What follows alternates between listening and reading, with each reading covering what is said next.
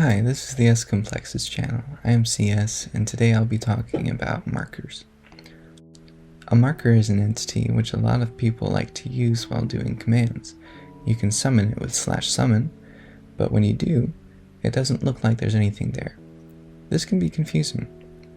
Something that might look a little more familiar would be an armor stand. A lot of command tutorials on YouTube use armor stands as placeholder entities to execute commands on. The marker has the exact same use. In fact, it was made for it. So all the marker is it's just basically the most simple entity possible. It has no hitbox, no collision, no interaction, and about half the NVT data of an armor stand. But as you can see, it still has a position, and I'm able to execute commands on it. Cool. One of the instances where you might see the marker being used is when trying to place a light block at the player's head.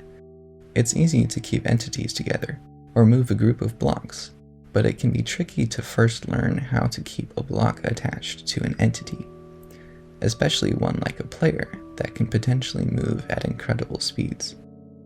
One method that I've seen of illuminating the player is to use the /fill command twice. First, to remove all light blocks in the area, and second, to place a light block on the player. However, this method has a side effect of sometimes trailing light blocks behind the player because the player moves too fast. So, using a marker in this case will be both more reliable and less laggy. I'll show you what I mean. So I'm going to build this right in front of you and use the marker entity to illuminate my Minecraft player. So the first thing I'm thinking about in this process is summoning the marker. I have to summon it at the entity I want to illuminate, in this case myself, and I'm not going to turn this on quite yet because I'm not done making the rest of it. All it would do now is summon countless entities with nothing to clean it up. The second thing I want to happen is for the light to be placed relative to the marker. This is the exact same /execute syntax, just a different target, and the command it's running will replace the block above the marker with a light block, if that block happens to be air, so that we don't destroy anything that's not air. Now, remember that all the commands in a chain will be run during the exact same tick. Everything we put here will be executed in a single instant. What that means is, if it places the light block, then removes it, we won't be able to see what it did. But if we reverse that order, remove the old light block first, then place a new one at the end of the chain, that's what we're left with between the game ticks. So I'm actually going to move these first things I was thinking about to later in the chain.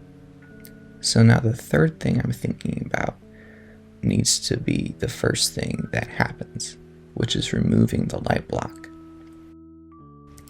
This command is exactly the same as the last one, except it will be replacing light with air.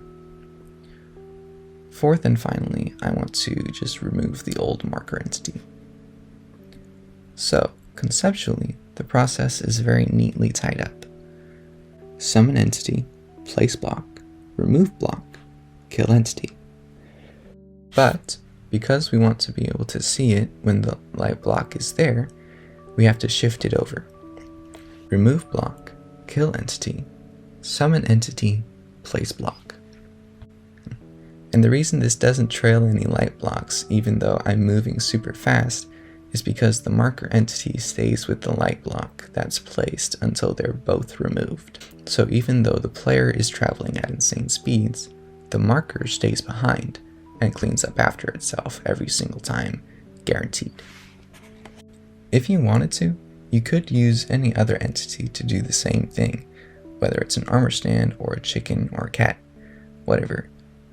But all those would just come with more complications to keep track of, like AI, gravity, and hitboxes, etc. Also this death animation.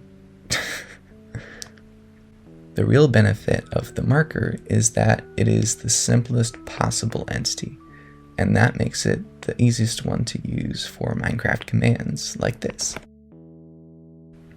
But that's all I have for now. Thank you for watching. I hope you enjoyed.